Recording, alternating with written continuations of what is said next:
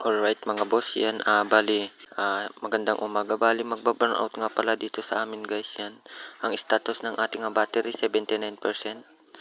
At ito naman guys, yung ating harvest dito sa ating MPPT, 12.9 amps. Papunta yan dito sa ating load, yung kalahati niyan guys, or yung iba niyan. Yung harvest, papunta yan dyan sa ating load.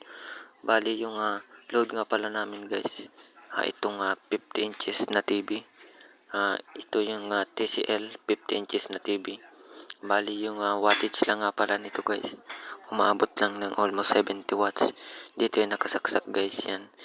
Dito puno yan solar namin guys. Ito guys yung aming DU. Yung sa kasoray ko namin walang nakasaksak. Puro dyan sa solar namin. So guys, balik tayo dito sa ating solar setup. Bali, dito guys sa ating inverter yan. Ipapakita ko sa inyo guys na walang kuryente dito sa amin. Yan, ito yung DU namin guys. Ito yung ating wire ng ating inverter yan. Ito yung input. Pag-charge papunta yan dito sa ating inverter. Yan, ito yung guys yung ating status ng battery. Ito naman yung temperature. Yan, at ito naman guys yung output ng ating inverter.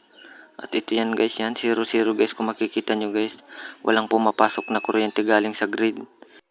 Laking tulong talaga guys nang mayroon tayong solar setup.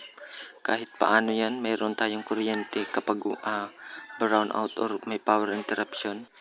Lalong-lalo na guys kapag may bagyo yan, may kuryente tayo. At syempre kahit paano makakatipid tayo ng kuryente sa bayarin ng bill sa kuryente. Yan, bali ito nga pala guys yung aming load dito sa bahay. 132 watts yan. Kasama na yung TV, yung aming mga electric fan. Yan, mababa lang guys yung load. Pero kapag gabi, mataas pa dyan guys. Umaabot ng almost 200 watts. Bali, ito nga pala guys yung ating harvest yan. Pakita ko sa inyo guys yung harvest natin. Yan, dyan sa ating 12 ampere na harvest ng ating solar panel. Yung kalahati niya guys napupunta dito sa ating load.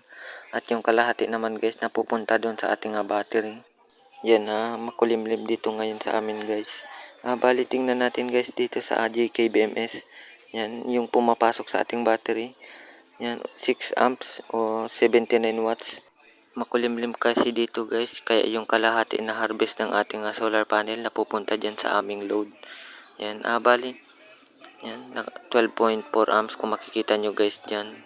Pero doon sa ating BMS, umaabot lang ng 5 amps. Bali, ito yung ating status ng battery, 79%. Kasi nakaload ng 105 watts. Yan, bumaba guys. Okay guys, hanggang dito na lang guys. Maraming salamat sa iyong panonood. At kung bago ka pa lamang sa aking YouTube channel, huwag kalimutang pindutin ang subscribe button at pati na rin ang notification bell para updated ka. Maraming salamat. Thanks for watching.